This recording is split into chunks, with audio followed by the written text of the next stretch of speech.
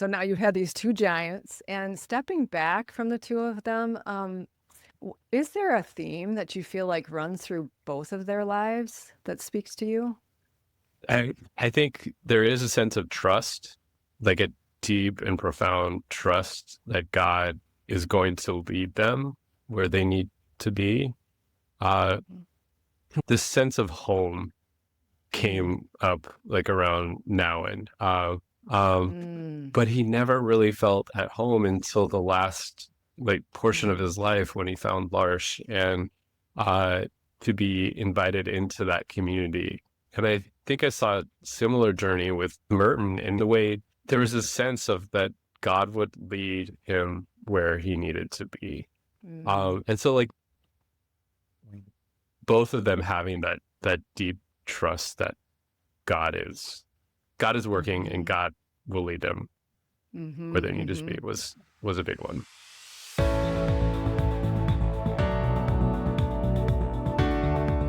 Hey friends, welcome to Journey with the Giant. I am Robert Prince and I'm so glad you're here with us today. If this is your first time joining us today, this podcast is all about a quiet but powerful spiritual practice, walking with the giant of the faith. And it's based on Lori G. Melton's upcoming book, Journey with the Giant. Choose your guide, pursue your purpose, and grow in your walk with God. And honestly, it's changing the way people experience their relationship with God. Each episode, we sit down with someone who's actually done the practice. Today, Lori gets to sit down with Andy Rebollar, a spiritual director whose journey with giants like Henri Nouwen and Thomas Merton led him to a deeper sense of a spiritual home, even a quiet trust and authentic vulnerability. Andy is a spiritual director, at-home dad to two wonderful kids, and works with the Dominican Center in Grand Rapids. Nothing feeds his introverted self like a good hike, a challenging puzzle, or thoughtful questions that lead to good conversations. Well, Andy, welcome. It's so great to meet you and have you here with us today. Thank you. It's great to be here. I'm really excited to hear about God's faithfulness in your life through the giants. But before we do that, I just wanted you to share a little bit about yourself and what you love about where God has you right now in your life. Let's see. I am a native Californian with a Michigan transplant. I came out here with my wife, who's originally from here. And so it's just been Oh. great. I still joke with my friends, like the Michigan beaches on Lake Michigan are actually better than California. Oh, So that's kind of a hot sweet. take. Yes. But I love West Michigan has been good to me. Right now, I'm a spiritual director, and like you said, I'm a at-home dad, and God has just Mm. been doing amazing things in my life, and it's been an adventure. So I think a couple of weeks ago, my kids and I we had a free morning, and so we went to um, Kenosha Park, and it's a Mm. great wooded trail. It was really hot that day, but with all the shade and stuff, we were able to have a nice hike.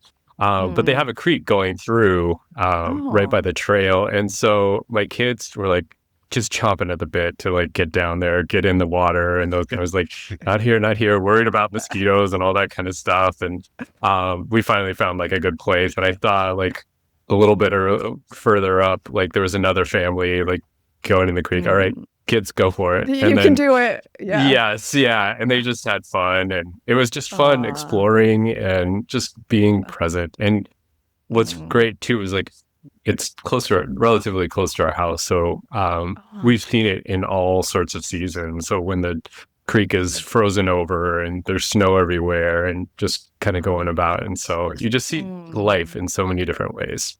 Yes. Well, you'll have to come to Bear Creek. We're at the sanctuary at Bear Creek. That's where our retreat center is. Uh-huh. And the salmon actually run in the Oh spring and the wow. fall here. So bringing your kids here during that would be really fun. Oh my gosh, yeah. Yeah. Occasionally we've gone to like the fish ladder in Grand Rapids, and they love watching the fish hop up and Yeah. do their thing.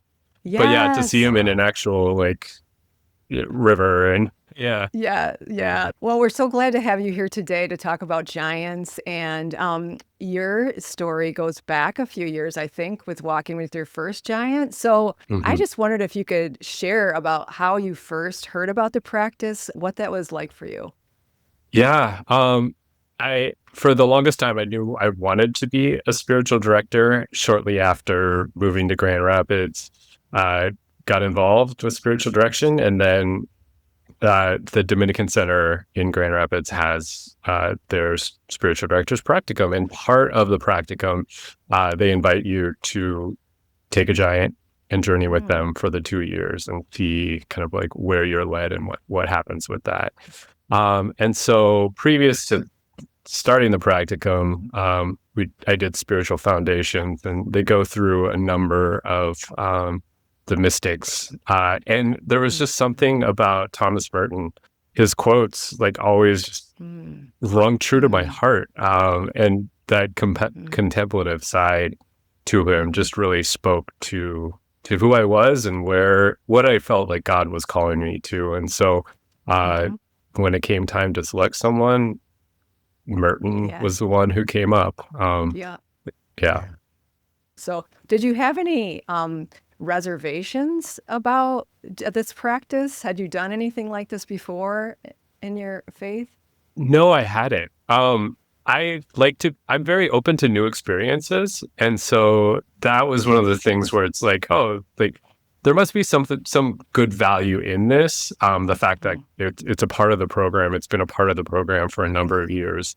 And so I just entered into it trusting that God and the Spirit was going to show me what I needed to see. And so I didn't have the reservations. I think there might have been some, it's like, oh, did I pick the right person? But very quickly, once I was able to let go of that, and just settle in, like, okay, yes, just keep moving and see what comes forth. Yeah. So what did your journey look like? People wonder, like, if I'm walking with a giant. So would you tell us a little bit about like year one? How did you start with your giant? Yeah. I had Sister Carm, facilitators of the class. She actually, her giant was Thomas Merton, and she's like, here's a book. You need to read this book.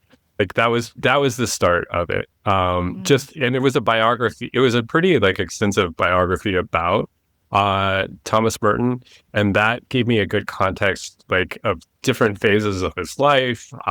It gave me a broad scope of his writing, and so that was a huge resource for me. I think it was Living with Wisdom was the name of the book. So that was where I started, and then from there, there was a couple other books that I picked up that really helped. New Seeds of Contemplation and No Man is an Island was another one that really kind of captured my attention. So along those years, besides studying him, where did you feel like, or what happened in your life where you could sense God shaping or changing some perspectives or prayer practices? In what areas did it kind of take hold of you beyond the books? So as I like think back on it, there was like a deep sense of trust. Like Merton had a trust that God was going to lead him where he needed to go. And if God needed to move him, God would make it very evidently clear. And so I think at that time, I had some things going on like professionally where it was very challenging. Some struggles like with significant relationships, like professional relationships that I was dealing with. And I found myself continually coming back to that Merton, and even that like him talking about like, because he struggled with, being called to a different order and those kind of things. And one of the things he said, God will make it abundantly clear if I'm called to move. And so that was one of the things that kind of resonated with me as I kind of did my own walk.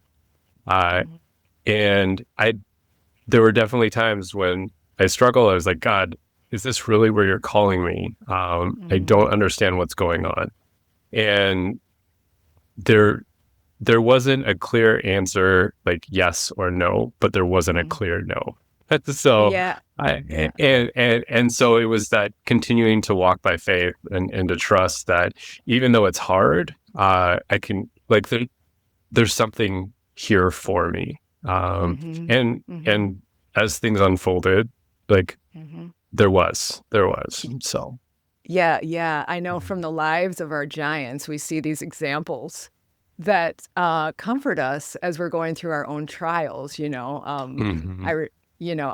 Fred Rogers, Mr. Rogers, who I wrote about, who I walked with in my book, he had a concept called guided drift that he believed in, that it's like we're in God's river in an inner tube floating down the river, but he's guiding the river. And we might not always know that we're in his path, but we are, and you'll see it later. And after studying his life, I could see in the areas where he was unsure at one time how God then comes through later. They kind of help us to hold on and to know, like, hey, we're in this lifelong relationship and God's working, God's working. yeah, and there's something that's so valuable with someone who's gone down that path, to like, at least for myself, like to realize, oh, someone else, while it may not be the same, like someone has made it through it, and like there is truth and grace and wisdom on the other side, and a deeper relationship,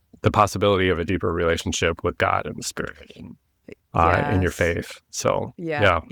And Merton's prayer life, how did that impact you? I was just going back through some of my old papers, and I found there was a deeper call to contemplative prayer, and at the time, so silence and solitude, and prior to that, journaling was fairly significant in my prayer life, and even just like the conversational prayer with God was very helpful. But through Merton, there was a call or like an invitation to explore centering prayer and what centering prayer was in my life. And it was a big struggle for me because centering prayer is about like making yourself present to God, and that's it. And allowing yourself to just be. And it was so different than a lot of the other prayer that I had experienced, where it's like, okay, I'm going to journal my thoughts and this is my conversation with God. And like, usually something comes out of it, and with centering prayer, there's nothing, like, you're not going to always get those, those like, great job.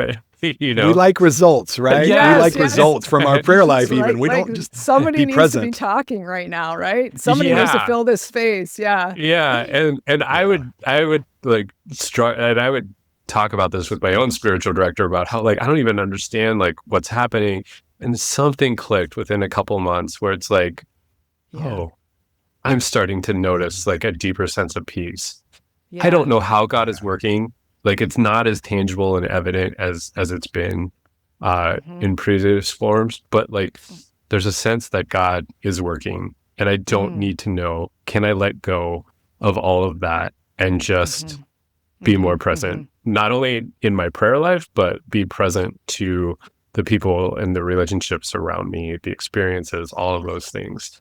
And so that was a significant piece. And like, Merton himself didn't talk about centering prayer. Like, centering prayer was kind of where I was led. But Merton talked significantly about just this being with God and releasing any sort of expectations and just being present. I love it. So then more recently, you've had a different giant in your life. Can you share with us about that? Yeah, Henri Nouwen. He was an interesting person that kind of that had, like, as I look back, like there had been little tastes of Henri Nouwen here and there in my life, and I was a Jesuit volunteer out in Micronesia for 2 years, and we would do these spirituality nights. And one of one of my fellow volunteers was really connected with Henri Nouwen, and she would bring his stuff to our spirituality nights, and it was always good, and then I had a priest who was a really good friend of mine, and he was a huge fan of Nouwen, and he used to give me his books, and I kind of like read them here and there, but it hadn't like captured me. And then I was asked to do a presentation on Nouwen, and it was one of those times where it's like, okay, God, there's an invitation here. Let's see where this will take me. And and it was a beautiful journey into Nouwen's life, and like through the presentation, getting to see who he was, not just as the writer, but as a fuller human being. Like not only through his own writing, but there was a resource that I've read that was really helpful, was Befriending Nouwen, and it was written after his death. But there's probably about stories from about 30 people who knew Nouwen really well. And it was such a rich look at his life, and through stories that of people who knew him. So, yeah. So did that connect with anything in your life? When I was working for a parish, I had done, like part of my responsibilities was to do marriage prep. And so working with young couples and those kind of things, it was, just one of those good experiences. But there's this story in that one of that was shared in the book that talked about their journey, and it was their wedding day, and the groom to be was having doubts. It was the day of, and Nouwen was like, well, this is significant, but like there's no reason why we need to have a wedding today, and just to like give them the space. And he ended up, he's like, I'll be back at noon. The wedding was at 3. Let me know by then. Right. And so like the groom to be had talked to his, bride to be, and was like, I'm having doubts and these things are going on. And like, and I'm thinking about this, like, and like, what a significant leap of faith and trust. And obviously like, you don't want someone getting into marriage, like going into marriage with the doubts. And so they ended deciding, no, we're not going to get married today. So, okay, all right, get that. But then he's like, oh, so the couple was like, so what do we do? He's like, well, we're still going to have the mass. And they're like, what? Why would we do that? And Nouwen's response was like, we are celebrating our brokenness. And what better place would we as a community be in our brokenness than at Mass around the Eucharist? And like that story just spoke so much to how like Nouwen's willingness to enter into the messiness of life, the doubts, the questions, and not just leave it there, but see how like we as a community can bring healing, and we bring our full selves into communal worship. And like it just spoke volumes of the type of person, the type of priest, the type of spiritual giant, like to have that sense within himself that like, no, this is the right thing to do. And in the end, like the couple was transformed by that. Just like one of the quotes that she ended up saying is like, if you want to know that you're loved, get married. If you want to know that your family really loves you, don't get married. Cancel it the day of. Yeah.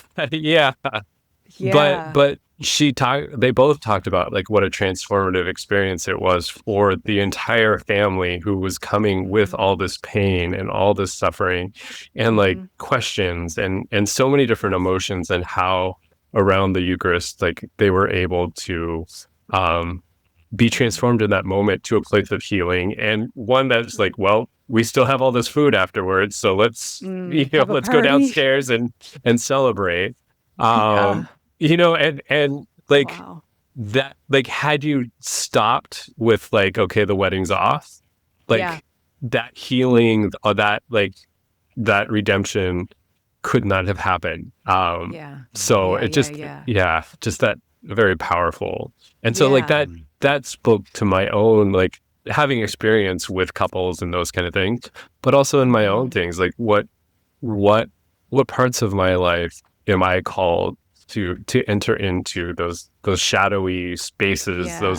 those questions that I'm being invited to explore, and Yeah. not only like explore, but allow God to transform and Yep. and really redeem. And I Yeah. don't know if Yeah. redeem is the right word, but like just the sense of like bring new life within it. And the couple Yeah. ended up getting married. Eventually. Like Yeah. Yeah. eventually, but like it was one of those things, like they needed to that, like their marriage probably would have been very different had they not had the Yeah. space to Yeah. go forward in the way that they did. So Yeah. Yeah. And not to run from the messy and the painful, mm, but to like, this is all part of being human. There's no shame here. yes. So that makes me think about you being a spiritual director, your work as a spiritual director. How did it impact that story? Does it shape the way you are a spiritual director? um yeah, my aim as a spiritual director is to create space, space to bring all of it to the table. In our spiritual lives, like there's nothing that's off the table. And the sense of like, how can I create a safe space for this person to trust me, to trust God and the Spirit, that it's working in all of this, even if they can't see like where it's leading them. And so, yeah, so that it reconfirmed kind of that sense that God plays like an active and intimate role in our lives and wants to lead us to more of who we are. Yes. Yeah. So now you've had these two giants, and stepping back from the two of them, is there a theme that you feel like runs through both of their lives that speaks to you? I think there is a sense of trust, like a deep and profound trust that God is going to lead them where they need to be. This sense of home came up like around Nouwen, because he, for the longest time, he was throughout his whole life, he was looking for a place where he felt at home. Like he had all these gifts, and he just like, he was a phenomenal teacher, a phenomenal lecturer, just energetic priest. He traveled all over the world, and even like he was a profound friend to people. But he never really felt at home until the last like portion of his life, when he found L'Arche, and to be invited into that community, and trusting that even with all these steps along the way, like they were all ways for Nouwen to see, no, like this isn't fully me, and this isn't fully. I like elements of this, but it's not fully me. And it wasn't until all of those like these things that didn't fit him that he was able to find like what really fit. And I think I saw a similar journey with Merton and the way kind of he lived this like wild and crazy life, like growing up, as a young, like up into young adulthood, and even like within his vocation, he struggled with kind of like monastic life and having this call to solitude and not always community, but even like within the Catholic faith, like recognizing the value in Eastern religions. And as he explored that and traveled around, there was a sense of that God would lead him where he needed to be. And so like both of them having that deep trust that God is working and God will lead them where they need to be was a big one. Yeah. So in your own life, when you've got those situations, has there been any situations like that specifically in your life, your calling, your relationships, where that theme of God's in this? I know he is. Yes. I mean, I don't know where to begin. Right. Even like so many times. So like at different stages in my life, I would say like one of the earliest ones that happened, I was a Jesuit volunteer out in Micronesia, and like I felt called to go out and do God's work. And I was led to, like I said, Micronesia, living on a tiny little island with 4 other volunteers for 2 years, and out in the middle of the Pacific. And it was one of the hardest experiences of my life, because everything had been stripped away from me. Like all of the relationships, all of the things that I had propping me up were all gone. You know, they were a long phone call away, with like a 2-second delay, you know, and so like there is like that communication issues and those kind of things. And so like I was like having trouble like within it, living in community, which is its own experience in itself, culture shock, like all of these things going on. It was 2001. So like I was there during 9/11. So like there were a lot of factors going on. And what I ended up finding like within the struggle and constantly questioning like, what, God, why did you bring me here? Like what is like, you duped me, you know, like, God, you called me out here. Like, why is this so hard for me? And like in those questions, like the only place that I could turn was to prayer.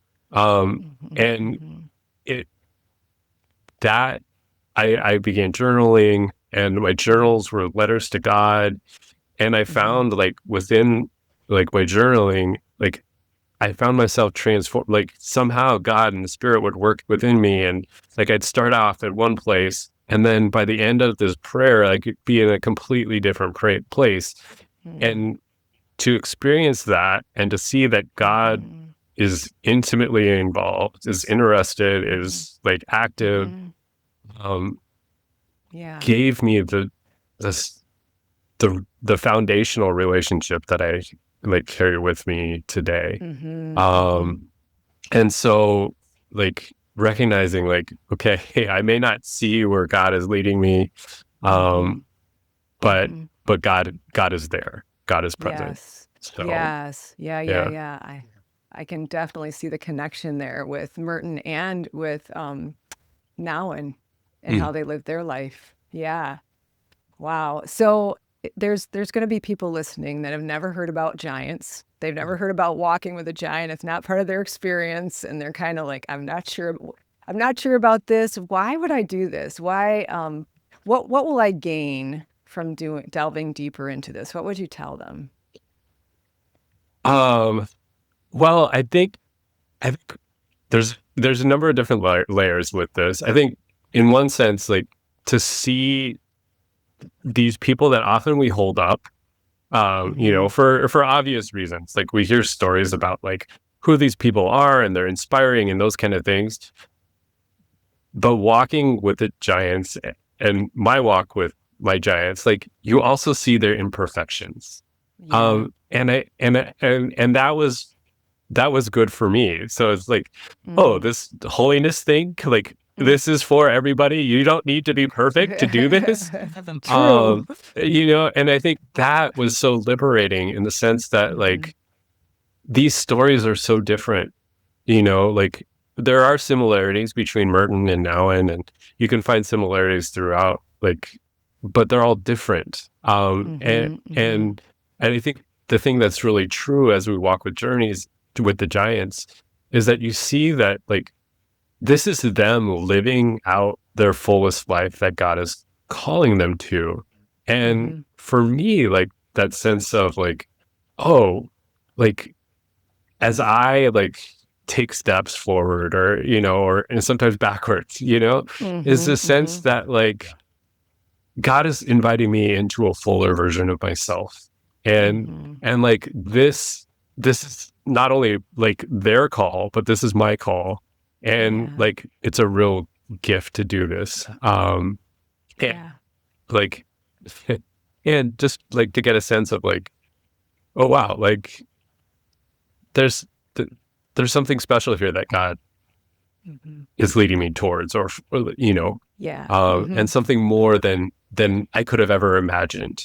So it gives you so many more perspectives of what life with God can look like, and that puts us all in that same pool with the spiritual giants when we see their strengths, their weaknesses, and just see like they walked with God, and I can too. So I love that. I love that. Yeah. Well, thanks for your time today. Thanks for sharing your story. But before we go, is there anything else that you wanted to say about just giants that you haven't gotten to share yet?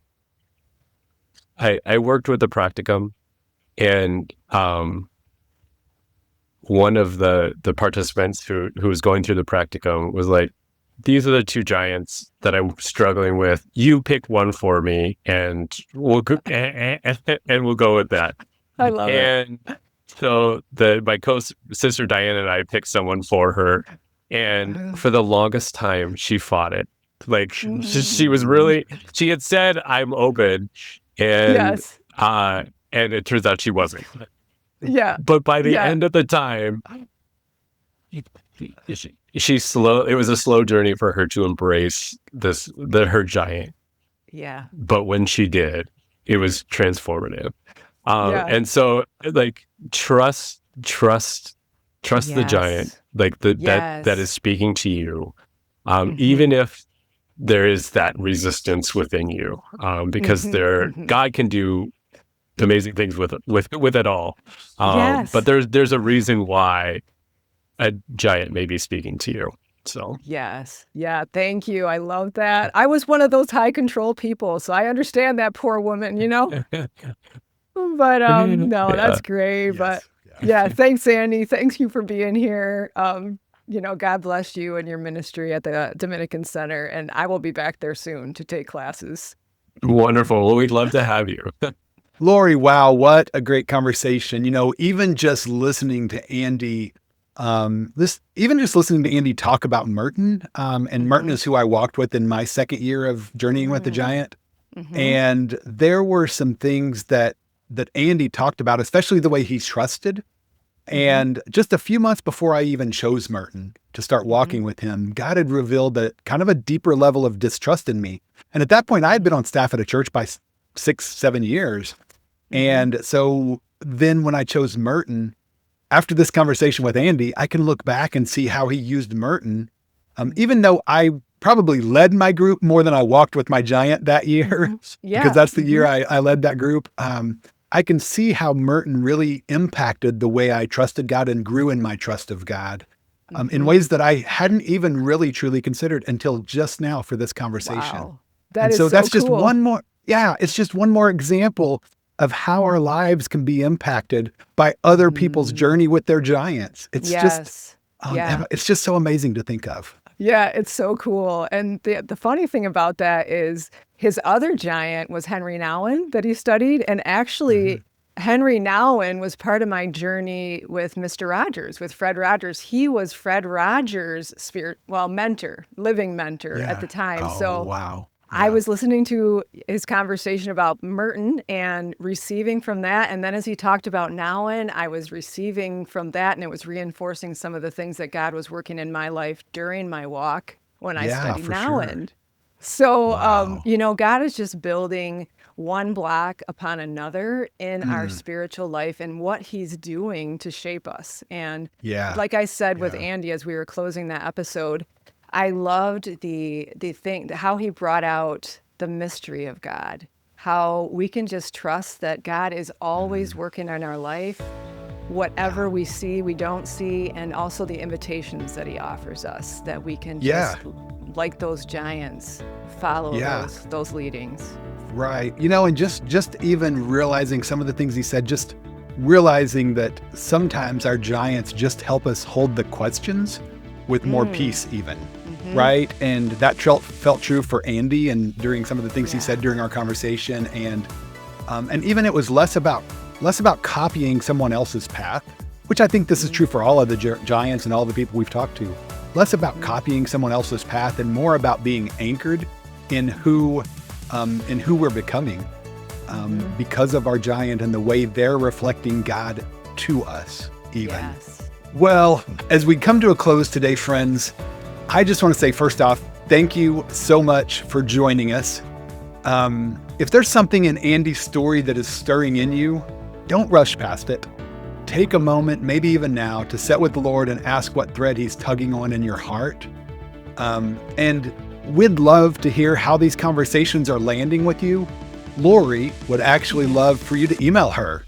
And you can do that at lori@thesanctuarybearcreek.com. And we'll put that address in the show notes, of course, if you want to do that. She loves hearing your stories. We'd love to be able to maybe contact you and share some of those in different ways. And so we'd love for you to just contact us and let us know how this is impacting you in your life. Thank you again for being here. Subscribe, share this podcast with a friend, and keep listening for the quiet invitations. You might just find a giant waiting to walk with you. Until next time.